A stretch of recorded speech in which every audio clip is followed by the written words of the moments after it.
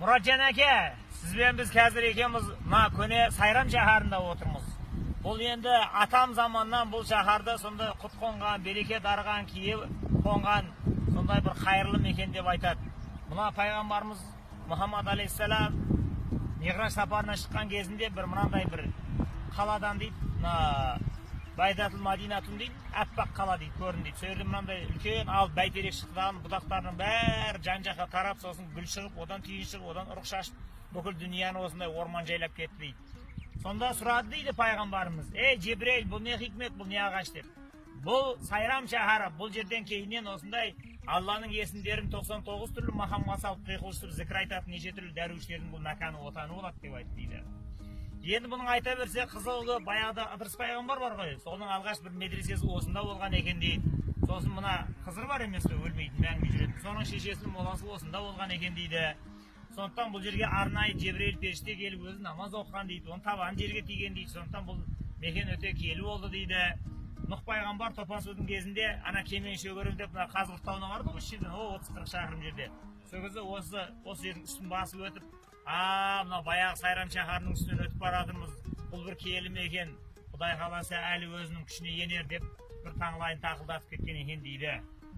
Енді бұл жерден айта берсе әңгімесі көп. Баяғыда бұл жерде Мансұр деген әулие өткен, оның тарихы қызық. Бұхарада мына Самани деген бір патша болды дейді. Ол бейшара өзі сондай көкірегі қар нас етпейді. Мына кісі бір әулие дейді, адам ет дейді Мансұр. Сонымен екеуі тіресті дейді. Соның соғыс басталады. Содан енді зұлым жеңеді енді, әскері көп, қару жарақ. Мыналар енді ілім ұстанған адамдар, оны қарсы тұра алмайды. Содан жеңді дағы Мансұрды кісендеп, тұтқындап, апарып Бұхараға зынданға тастады дейді. Содан жасы 80-ге келді дейді, артынан ешкім іздеп келмеді, жалғыз қарындасы Маржан деген бар еді дейді. Сол Маржан деген қарындасы келіп Бұхараның Самани патшадан сұрады дейді: "Ей, ағамды бір көрейін, енді тілдесейін" деп. Жарайды, жолық сөйлес. Бір тыңшыны алды да ізіне қойды дейді. Не сөйлеседі, бәрін тыңдап маған жеткіз. Соған ана жансыз барып тыңдап дейді. Сонда Мансұр қарындасына 4 түрлі сұрақ қойды дейді. "Ей, Сайрамдағы халқым қалай? Ел көшеде топтанып жүре ма, жалғыз жүре ма? Медреседе шәкірттер көп па, аз ба? Тауда қар мол ба, жоқ әлде жұпыны ма? Қыраттағы шиелер толып тұр ма, жоқ құрыды ма?" деп айтты дейді. Содан енді тыңшы жаңағы сөздің бәрін жеткізіп келді дейді кімге, Саманиге. Патша былай ойлайды, түксінбеп Мансұрдың өзін алдырды дейді. "Ей, бейшара Мансұр, өзің пішайман болып менің қолымда тұтқында отырсың, бір ишарама тәуелсің, битсем газ дарғасады сені. Өзің тұтқында зынданда жатып алып сен Сайрамдағы жұрт көшеде топталып жүре ма, жеке жүре ма, бұл қайсасқаны сенің?" деп айтты дейді. Сонда айтты дейді: "Ей, мен олай сұраған себебім" деп айтты дейді. "Мына халық көшеде топталып жүретін болса, ол ана қаланы басқарып отырған әкім әділетсіз деген сөз. Не ғұрлым мына әкім қаралар әділетсіз болса, жұрт топталып елдің ішін бүлік жайлайды" деп айтты дейді. "Егер жеке дара жүретін болса, онда алейкум анфусакум деген, әркім өзінің нәпсісіне ие болсын деген, әр адам өзінің шаруасына, өзінің ісіне бекем болып, әркім өзін тәрбиелеп, жеке дара өзінің құдайшылығын, иманын дамытып жатыр деген сөз. Сондықтан мен топталып жүрсе, ай, әкімі нашар-ау, ертең халқымды тағы бір бүлікке апарады деп соны уайымдап тұрмын" деп айтты дейді. Содан енді сасып қалды дейді. Себебі өзіне де Бұхарада отырғанда ел, халық билікке наразы деген пішпішаңы жетіп, әр жерде сонда енді топталып жатқан дейді. Сол ішіне секем алып қалды дейді. Ойпырмай, Бұхарадан да бір бүлік шықпаса болса болар еді деп. Жарайды, мақұл, енді бұның жөн сөз екен деп сыр бермеген болды дейді. Сосын тұрды да айтты дейді: "Енді медреседегі шәкіртте сен не шаруаң бар?" деп айтты дейді. "Ей" деп айтты дейді, "бұл ел деді дәруіштердің дұғасыменен көгереді, жаңбырменен жер көгереді. Ел жұрт ана дәруіштер медреседе көп болатын болса, ол жерде Құдайдың зікірлері айтылатын болса, ел жұрт жұмадан қалмайды" деп айтты дейді. "Елге іріткі салмайды" деп айтты дейді. "Арамды аузына татып алмайды" деп айтты дейді. Білдің ба? Сондықтан мен ана елімнің жақсы жасап жатыр ма, я азды ма, тозды ма, мен сол медреседе отырған дұғагөй, дәруіштердің санына қарап білем" деп айтты дейді. Сосын айтты дейді: "Ілгері кеткен ел балаларын ілім білімге баулайды, кері кеткен ел бала шағасын ұрлыққа баулайды" деп айтты дейді. Сонда Бұхараның ханы жүрегі тағы да тыз ете қалды дейді. Сондай бір ауылдың шетінде, қаланың шетінде барымтаға баратын бір ұрылар тығып сайлап атады екен, жаңағындай барып жұртты тонайды да енді, караван тонайды деген сияқты. Соң оның аты қылды, өзі бейшара болып қалды дейді. Жарайды, жақсы енді. Сосын айтты дейді: "Енді таудың басында қарда не шаруаң бар? Ол бір Құдайдың құдіретіменен бір айналып тұрған Тәңірдің сүндеті емес пе?" деп айтты дейді. ей суы молдың нуы мол деген, ана таудың басында қар көп болса, елдегі халыққа, дихандарға су көп жетеді. Олар жағдай ерінбей еңбек етсе, тіленбей қарындары тояды. Сол таудың басына түскен қарға қарап, халқының аш екенін, я тоқ екенін содан білем деп айтты дейді. Жөн депті. Жарайды енді, мұның да көңілге қонады екен. Шиеде не шаруаң бар сенің деп айтты дейді. Сонда айтты дейді, мына қыраттарда шиелер көп болатын болса, онда менің дихандарым жақсы өмір сүреді. Себебі осы Сайрамдағы ел халықтың бәрі тары, жүгері, бидай, арпа, сұлы, дәнді дақыл өсіреді. Соның бәрін көктемде құстардың бәрі кеп қояды. Мына дәнді дақылдың бәрі шоқып жеп қояды. Егер олар шие жеп тоқ болса, ашаршылық жоқ болады деп айтты дейді.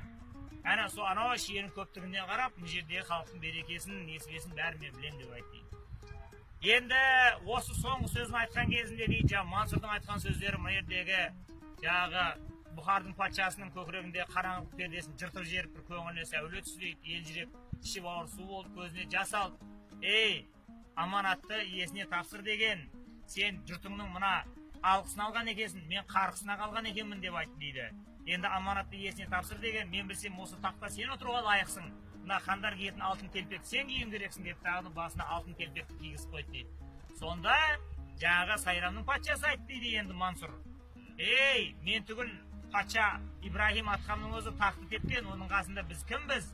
Пайғамбарымыз Мұхаммад алейхиссалату уассаламның өзі адал кәсіппен мал тапқан, асыл иманмен жан баққан деп айтты дейді. Енді менің отырып алып елдің үстінен күн көргенім жарамайды. Болды енді. Қартайдым, міне 80-нен астық, 90-ға келдік. 90 жас келсе доғырар, көңілдің құсын өрлеген. Ілуде біреу болмаса, 100 жасты ешкім көрмеген деген. 100 жасқа дейін бармыз ба, жоқсыз ба? Енді мына қалған 10 жыл, 15 жыл өмірімізді диханшылыққа арнайын мен. Сен одан да Сайрамнан маған бір жер алып бер, маған бір егін егейін деп айтты дейді. Содан не керек, бұның алдына мал салып бер дейді, сән салтанатын асырып, осы Сайрамға алып келді дағыны. Осы жаңғақты жарғалық деген бір жерді алды дейді, бәленбай гектар жерді қоршап дейді. Сосын сұраған көшетін бәрін алдырып дейді дүнияның төрт бұрышына. Содан жаңғақ екті, жүзім екті, алмұрт екті, алшай екті, бәрін екті дейді. Сонда Мансұр айтты дейді, бұдан былай енді серігім кетпен болады, несібем көктен болады деп айтты дейді. Содан не керек, жердің төсін емді дейді, осындай бау-бақшаның бәрін жайқалды дейді. Содан енді ол кісі дейді, жағдай шыққан өнімінің бәріне ақы алмайды, сонда қыста қамбасына сақтап, енді кім біледі, заман қандай, заң қандай деп әртүрлі жағдайға дайын отырады екен. Сол бір күні дейді, жұт келіп, бір күн қатты ыстық болып, мынандай бидайдың бәрі күйіп кетіп, халық ашығып қалды дейді. Сол кезде Мансұр қамбадағы ас ауқаттың бәрін алып, халықтың бәріне тегін таратып, мына Сайрамның 4 қақпасына 4 тайқазан қойды дейді. Сөйтті да сол жерде күніге қазан ботқа қайнатып, ары бері өткен аш-жалаңаштар, дәруіштердің бәріне тостақ тегін көже таратты дейді. Одан самсаған тандыр орнатып, тандыр нанды пісіреді дейді, жаңағы ыстық күлшелердің бәрі, келгендердің бәріне бір тандыр наннан таратты дейді. Содан қала халқының бәрі келген кезде қақпаның алдында тұрып алып ботқаны жейді, одан ыстық тандыр нанды жейді. Соны Мансұр 90 жасында істеді дейді. Әне содан бастап бұл Сайрамға тағы да ырыс, береке, құт дарыды дейді. Содан бастап 4 қақпалы Сайрам деген әңгіме қалды дейді. Осыны міне әлі күнге дейін Сайрам халқының өсіп, өніп, көктеп, гүлдей жайнап отырғанның бәрі осындай себеп. Енді әрине мына СССР-дің кезінде большевиктер, коммунистер бұның бәрін жойды, біз ұмытып қалдық. Енді кейінгі ұрпаққа осыны есіне салып айтып жатырық. Ал енді бұл аңыздың, әңгіменің, афсананың ақиқатын бір Алла тағала өзі біледі.